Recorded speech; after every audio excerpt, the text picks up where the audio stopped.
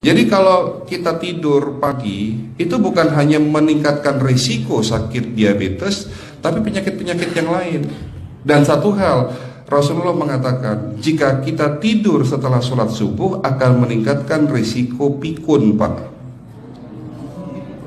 Pikun loh, Bu. Ya, Pak. Gampang pikun. Lah kalau kita sholat subuh menjelang maghrib setelah asar, apa yang terjadi? Islam melarang, kita dilarang oleh Nabi kita tidur menjelang maghrib, betul? Bukan karena nanti ketindihan setan, bukan ya. Secara medis diketahui bahwa orang yang kebiasaan tidur antara asar sampai maghrib itu akan menurunnya daya tahan tubuh. Jadi gampang sakit infeksi, Pak, kalau Bapak tidur menjelang maghrib. Kalau sekali lagi setelah sholat subuh gampang pikun, aliran darah ke otak itu tersumbat, ya, jadi stroke penyakitnya. Tapi kalau tidur setelah asar sebelum maghrib, itu daya tahan tubuh kita akan menurun. Jadi gitu ya jawabannya, Bu. Justru ini yang paling penting, materi terakhir ini 6 langkah praktis. Ya, Bapak bisa lakukan di rumah mulai hari ini. Langkah pertama, mulai hari ini jangan makan malam, Pak.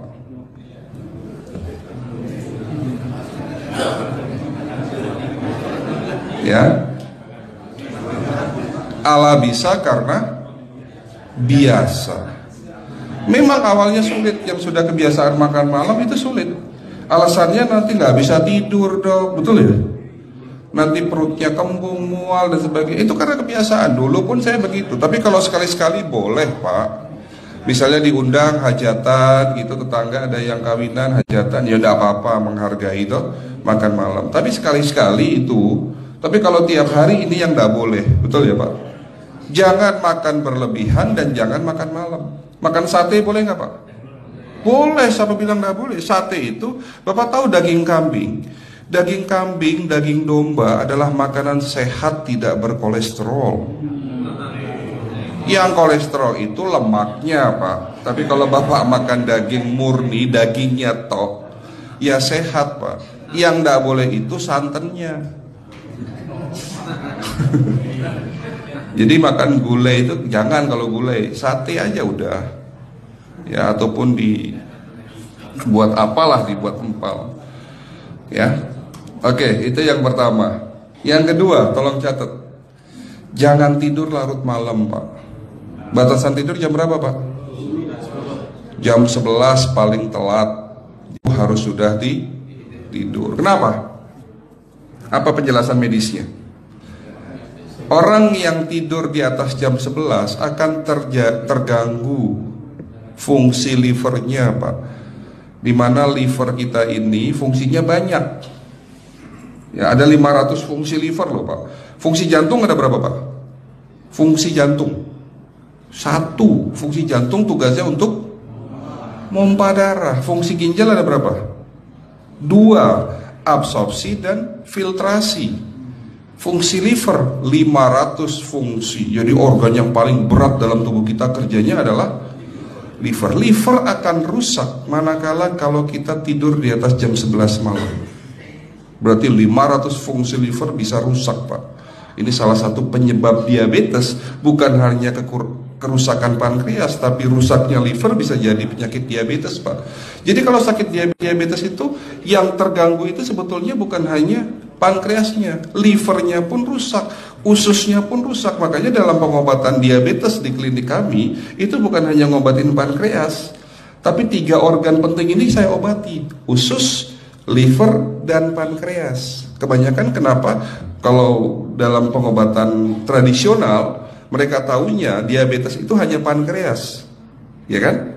Tapi di sini dalam pengobatan holistik, orang yang kena liver itu 3 organ ini pasti rusak: usus, liver, dan pankreas. Salah satu penyebab dari kerusakan liver akibat kebiasaan tidur larut malam. Jadi salah satu penyebab diabetes pun bisa karena tidur larut malam.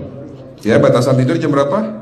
Sekali lagi, jam 11 harus sudah tidur pulas. Jadi jam 10, setengah 11 paling lambat kita harus tidur pulas. Nanti setelah jam 1 boleh bangun. Yang penting jam 11 sampai jam 1 ini harus tidur pulas. Jadi kalau Bapak mau sholat tahajud jam 2, setengah 3 ya monggo. Ya. Oke, itu yang kedua. Yang ketiga, air putih Pak dijaga 2 liter sehari. Bagaimana cara minumnya yang baik? Rasulullah sudah ngajarin kita ada 6 sunnah.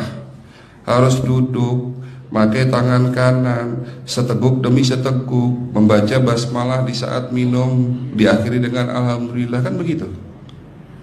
Ya, pagi hari minum 1 gelas bangun tidur sebelum sholat subuh. Setelah sholat subuh boleh teh, tapi juga dibilas dengan 1 gelas air putih. Sebelum mandi nanti Pak, minum air hangat. Kalau Bapak mandinya pakai air dingin boleh, tapi sebelum mandi minum air hangat, biar tubuh kita ini jangan terlalu dingin di saat kita kena air dingin. Sampai maghrib pastikan 2 liter sudah masuk dalam tubuh kita.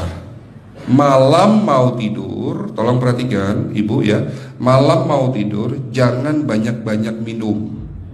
Nggak boleh minum malam itu segelas sampai 2 gelas mau tidur. Cukup seteguk 2 teguk saja. Karena kalau sampai kita minum mau tidur 1 gelas besar, ginjalnya malah rusak Pak. Ya. Oke, itu yang ketiga. Yang keempat, puasa. Lakukan puasa secara rutin, insya Allah kita sehat. Nah, untuk penjelasan atau materi puasa, nanti bisa hubungin staf saya. Nanti di bulan Ramadan tahun ini, kalau memang masih ada slot 1 sampai hari ke-20, saya bisa mengisi manasik kesehatan yang berkaitan dengan manfaat puasa untuk kesehatan. Insya Allah kalau memang masih ada slot waktunya, karena kita di bulan Ramadan hanya 20 hari kita ngisi manasik. Ya. Oke, itu yang keempat. Langkah keempat. Langkah 1, 2, 3, 4. Langkah kelima. Nah, sebelum saya menjawab yang kelima, saya ingin membacakan sebuah sabda Rasulullah. Rasulullah bersabda, di dalam tubuhmu ada segumpal daging. Jika segumpal daging itu sakit, akan sakitlah seluruh tubuhmu. Dan jika segumpal daging itu rusak, akan rusaklah seluruh tubuhmu. Apa itu segumpal daging?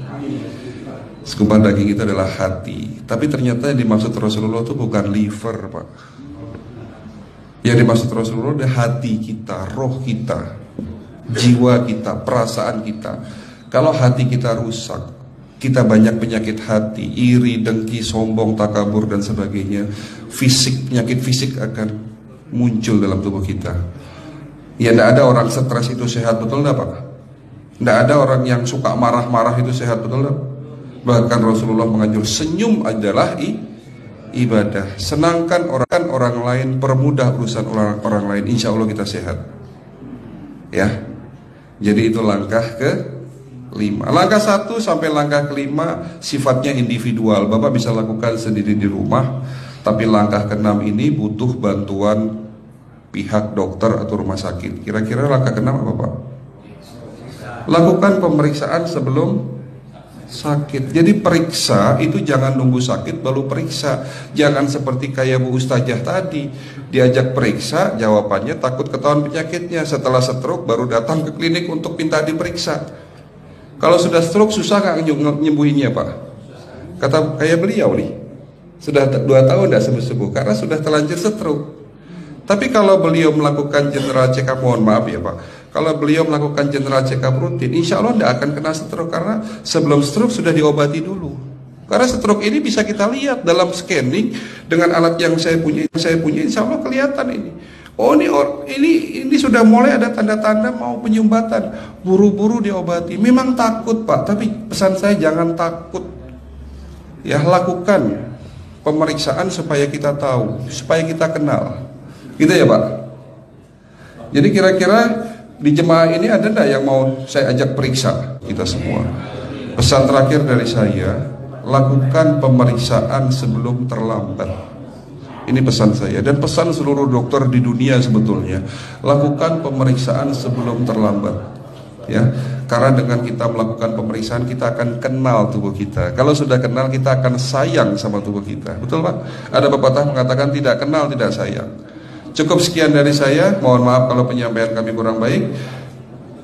Akhirul kalam, wabillahi taufiq wal hidayah. Wassalamualaikum warahmatullahi wabarakatuh.